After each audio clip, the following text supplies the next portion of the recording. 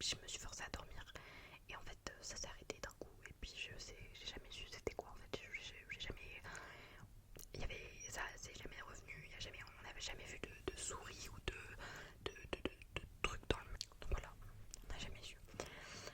Ensuite, autre événement paranormal, pareil que le poster, j'avais un tableau de princesse dans ma chambre. Faut savoir que le tableau, vraiment, on l'a mis au tout début de la construction de la maison. Il est resté jusqu'à la fin. On l'a jamais bougé, on l'a jamais touché, rien. Et un beau jour, il est tombé, tout simplement. Alors qu'il était là déjà depuis 1 an, 2 ans. On est resté, genre, je crois, 5 ans dans la maison. Et enfin, il est resté au moins 1 an accroché sans bouger, quoi. Et bah, il est tombé d'un coup, en fait. Ça m'a réveillé, il est tombé. Je sais pas pourquoi, je sais pas comment. Encore une fois, les fenêtres n'étaient pas ouvertes. Franchement, je sais pas. Donc voilà, faut savoir que cette maison c'était une grande maison. On a eu la chance d'avoir une grande maison et en fait il y avait un grand séjour en fait avec cuisine, table et canapé. En fait c'était une seule et même pièce et en fait le canapé on avait la vision sur l'arrière-cuisine, donc le cellier qui menait au garage. Et faut savoir que je détestais, genre vraiment je détestais aller dans le cellier, je sais pas pourquoi, je sais pas comment, j'ai toujours eu peur du cellier. Et un jour, donc j'étais toute seule à la maison, ça devait faire quelques fois que ma mère nous laissait toute seule à la maison. Et là vraiment j'étais toute seule, genre sans mes frères, sans rien, sans personne. Donc comme à mon habitude, je ferme toutes les portes. Donc les portes du couloir qui mènent aux chambres, les portes de la chambre à ma mère, bref, toutes les portes. Et je me mets devant la télé. Donc faut savoir que quand je me mets devant la télé, en fait derrière moi il y a la table à manger. Et en fait à ma droite il y a la cuisine et la porte qui mène au cellier. Et genre là, je commence à entendre des bruits venant du cellier ou du garage, sachant que tout était fermé. Hein. Donc déjà, genre moi je flippe, vous voyez. Et en fait, on avait un canapé en cuir. Et en fait, vous voyez les trucs pour la tête, genre ils pouvaient se baisser, se remonter. Et en fait là, ils étaient montés parce que justement, je voulais pas avoir la vision sur la porte. Genre j'avais trop peur, genre vraiment, je sais même pas comment vous expliquer. J'avais vraiment trop peur. Je parle hyper vite, ça doit pas du tout être relaxant. Et en fait, donc je me concentrais tout sur la télé et là j'entends un bruit venant du cellier et en fait je regarde le cellier. Ah, ça me donne les larmes aux yeux carrément. Y a pas à pleurer pour ça, mais en fait je regarde, je me vois encore regarder le cellier et je vois, putain ça me donne des frissons, c'est horrible. Et en fait je vois la porte entrouverte du cellier alors qu'elle était fermée et en fait et je pleure carrément. Là vous pouvez pas dire c'est faux, genre ça m'a traumatisé ce truc. En fait on peut pas se dire ouais c'est un coup de vent parce qu'en fait les fenêtres étaient fermées comme quand je suis toute seule. En fait je ferme toujours les fenêtres, les portes et tout, même les volets parce que j'ai toujours peur qu'il y ait quelqu'un qui rentre. Et là je m'en souviens très bien, toutes les portes étaient fermées, je les avais fermées moi-même en fait. Et en fait faut savoir que la porte du cellier c'est une porte pas barricadée mais genre elle est, vous voyez c'est les portes genre comme les portes de garage, genre c'est hyper lourd à ouvrir, genre en mode elle glisse en fait sur le sol, genre vous voyez une porte, normalement il y a une différence entre le sol et la porte, là en fait elle touche et en fait il y a un plastique genre en bas, du coup ça fait que quand vous ouvrez la porte, genre déjà fallait hyper forcer sur la poignée et faut forcer sur la porte aussi pour l'ouvrir en fait et pour pas laisser passer le vent et tout du garage par exemple. Et du coup, enfin, genre c'est une porte, mais moi je galérais à l'ouvrir, donc en aucun cas un coup de vent ça peut l'ouvrir, genre c'est impossible. Et même si je l'avais mal fermée et que par exemple vraiment il y avait un mini espace qu'on peut pas voir à l'œil nu, elle aurait pas pu s'ouvrir de... Oui je sais pas, elle était peut-être ouverte sur ça en fait. Et en fait, genre quand vous regardez, donc vous voyez la porte elle est entrouverte et en fait il y a un mur. Genre en fait vous voyez là, je sais pas comment vous montrer mais la porte elle est comme ça et en fait elle s'ouvre comme ça. Et en fait ici, genre en fait vous voyez elle s'ouvre comme ça et en fait ici il y a un mur. Donc en fait elle était ouverte assez pour que je voie genre ce qu'il y a là en fait. Genre je sais pas, c'est... Oh là là, je vous jure, ça me donne trop de frissons, c'est vrai. Sauf qu'en fait vous voyez moi j'étais petite et en fait quand j'étais petite je voyais tous les esprits d'une mauvaise manière. C'est-à-dire que pour moi tout ce qui était paranormal c'était mauvais. Alors que ça se trouve c'était pas du tout un esprit méchant, enfin genre il m'a jamais rien fait. Voilà, ni rien. Mais en fait, je me suis vraiment toujours sentie mal à l'aise dans cette maison, alors qu'on l'a nous-mêmes construit. Du coup, je me suis dit c'est peut-être le terrain en fait le problème, mais je sais pas. Donc ensuite, on a déménagé donc dans cette maison là où je suis actuellement. Et en fait, il faut savoir que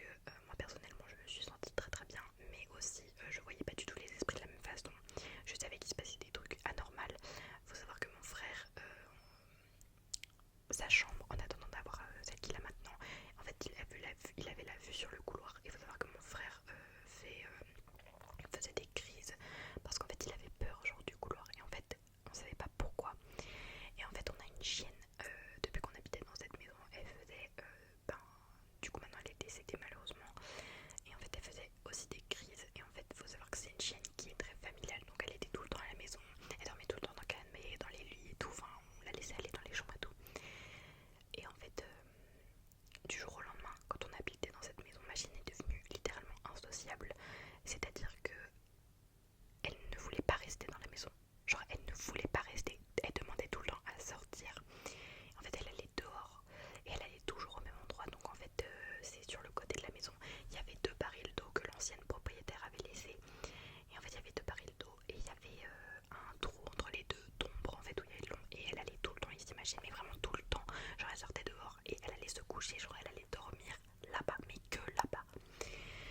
Et en fait on comprenait pas nous parce que genre dans notre ancienne maison, notre chienne en fait elle dormait avec nous et tout, enfin genre elle nous faisait des câlins et tout. Et là elle était littéralement insociable, tellement insociable que la nuit en fait on devait laisser la baie vitrée ouverte pour qu'elle aille dormir dehors, alors que nous vraiment on n'accepte pas que nos chiens dorment dehors. Mais là c'était en fait sinon elle pleurait, enfin c'était horrible, on savait pas ce qui se passait. Et enfin, vous allez vers le rapprochement.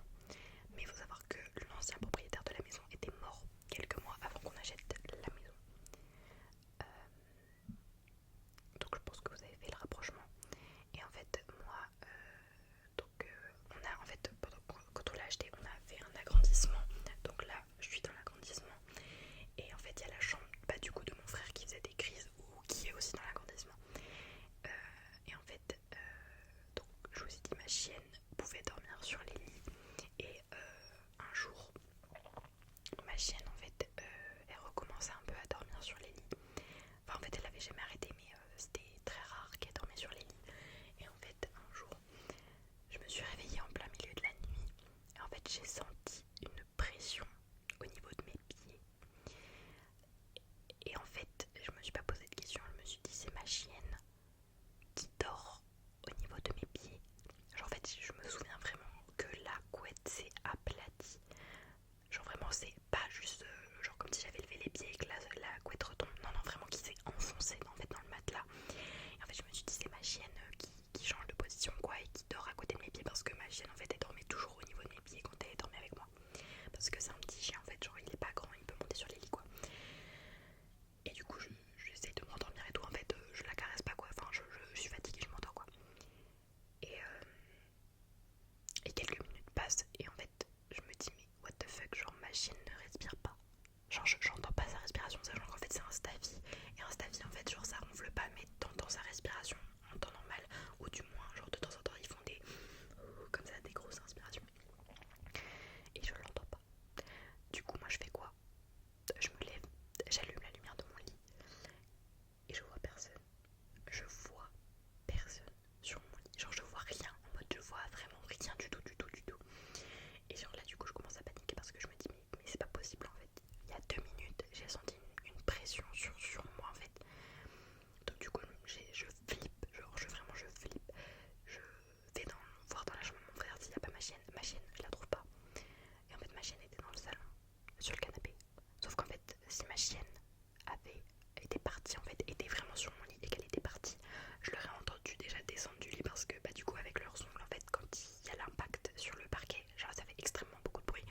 Et en fait il y a la moitié de la maison qui est parquetée, enfin qui a du parquet, et l'autre moitié en fait il y a du carrelage. Donc en fait je l'aurais entendu et puis même monter sur le canapé en fait en 2 minutes je l'aurais entendu, genre j'étais assez réveillée pour entendre.